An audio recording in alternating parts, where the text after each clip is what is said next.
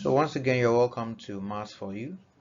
We're going to look at the topic called surd. And after the end of this topic, you're supposed to be able to understand what a surd is, know how to simplify surds, add and subtract surds, multiply surds, and then finally be able to rationalize surds with monomial denominators. Let us look at the definition of a surd.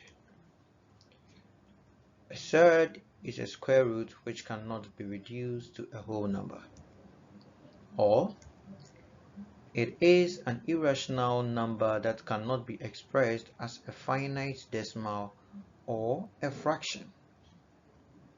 Let's take some note here. Now the square root of prime numbers are all surds, and then a rational multiple of a surd is a surd. Let's look at examples of all these theories. So is a square root which cannot be reduced to a whole number. So basically, surds is talking about numbers that find themselves under the square root symbol or the radical sign. So if we have, let's say, a set of numbers from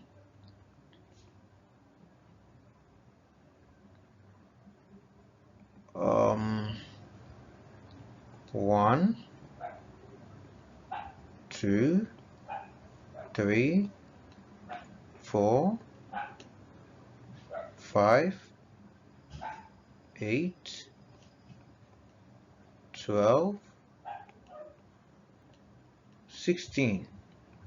Now let's have a look at these numbers. Now these numbers, as you bear with me, are all whole numbers. Let's begin to put them under the radical sign and see the meaning they will make. So if I put the square root of 1 under the square root symbol, this will be equal to 1. And what is the reason? Why is the square root of 1 equals to 1? Now what this means is that the number under this square root, what other number can I square in order for me to get the number here? Now if you look at the numbers or all the whole numbers, it is only one that when you square, you'll be able to get 1. Therefore, the square root of 1 is equal to 1. What about the square root of 4?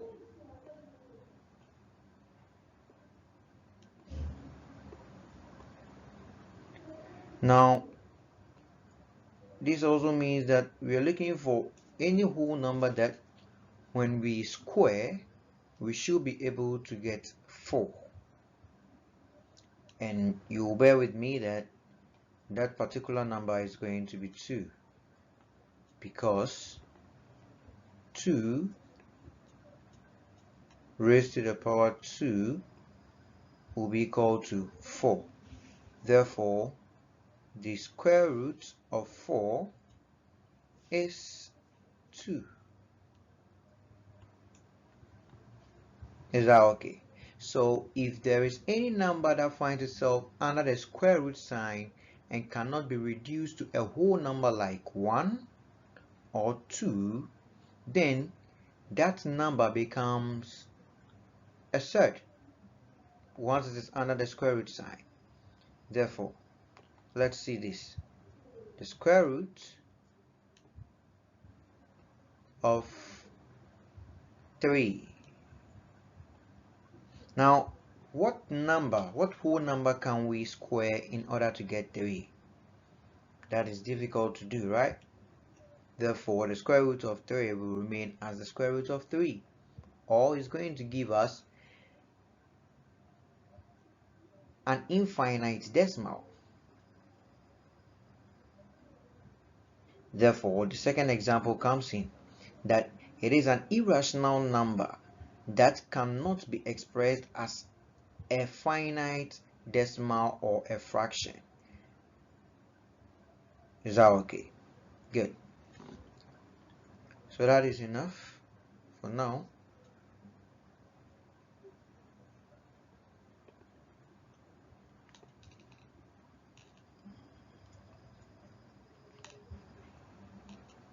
Now let's talk about the notes we have over there. Let's talk about the notes. Now the note says the square root of prime numbers are all surds. So what are prime numbers? What are prime numbers? These are numbers that has only two factors, 1 and the number itself. So example 2 is a prime number, 3 is a prime number, 5 is a prime number, 7 is a prime number. Is 9 a prime number? The answer is no, because 9 has more than two factors, that is 1, 3, and 9 itself. Therefore, the only factors in there are not 1 and 9. So 9 is not a prime number. The next is 11 and many more. So if any of these numbers is found under the square root sign, then we are talking about, or we are looking at, a surd. Secondly, a rational multiple of a surd is a surd. Yes. So talking about rational has to do with rational numbers. Is that okay? So if we have rational numbers, all these numbers we're seeing here are all rational numbers, even though they are prime numbers. Is that okay? But we know rational numbers are all the numbers you can see, which are easy to simplify. Is that okay? So even fractions, some fractions fall within rational number. All right, so let's make it easy and quick. So if any of these numbers is to multiply another surd, let's say the square root of 5 multiplies 3, this will be equal to 3 the square root of 5. That is all that means. Is that okay? All right.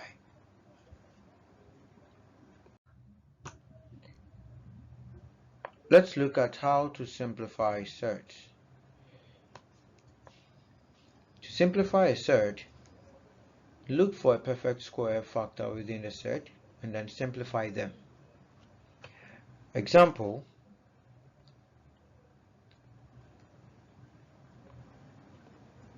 the square root of 18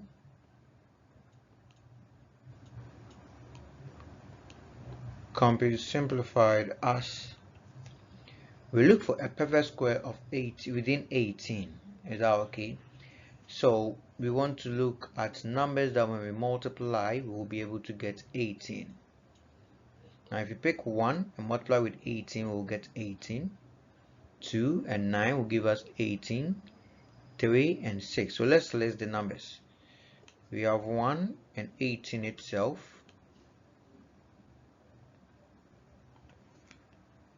We also have 2 and 9. We have 3 and 6.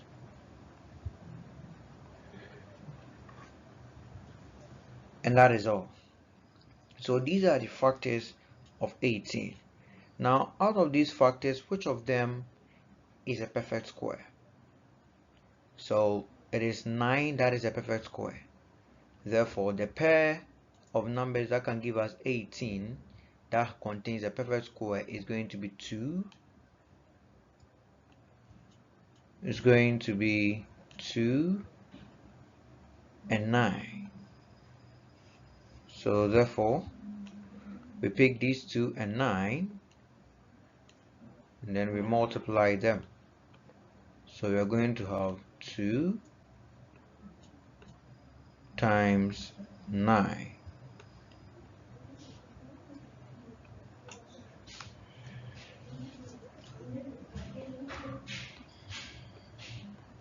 Now, if you have watched the video on the properties of how to multiply surds, you realize that this can also be written as the square root of 2 times the square root of 9, whereby the square root of 2 will be the square root of 2, and the square root of 9 will become 3. Therefore, a rational multiple of a surd is a surd, so the answer becomes 3 root 2. Let's look at another example. We have the square root of 24.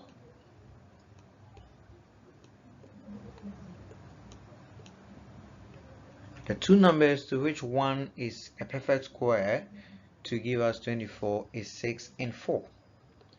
Therefore, the square root of 24 can be expanded as the square root of 6 times 4, which will be equal to,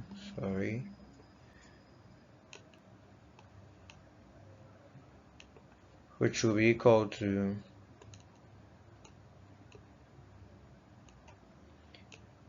the square root of 6 times the square root of 4, and that will be equal to the square root of 6 will be square root of 6, the square root of 4 will give us 2. Therefore, our final answer becomes 2 square root of 6. Let's look at the third example. The square root of 98.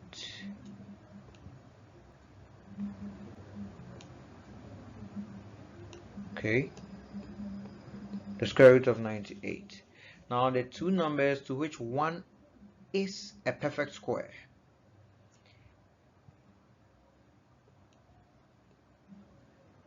are 49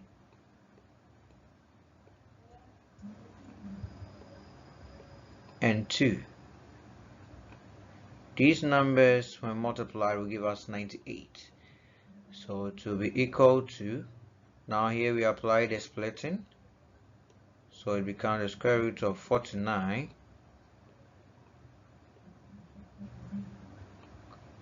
times the square root of 2. This will be equal to the square root of 49 is 7 times the square root of 2, which is going to be equal to 7 square root of 2.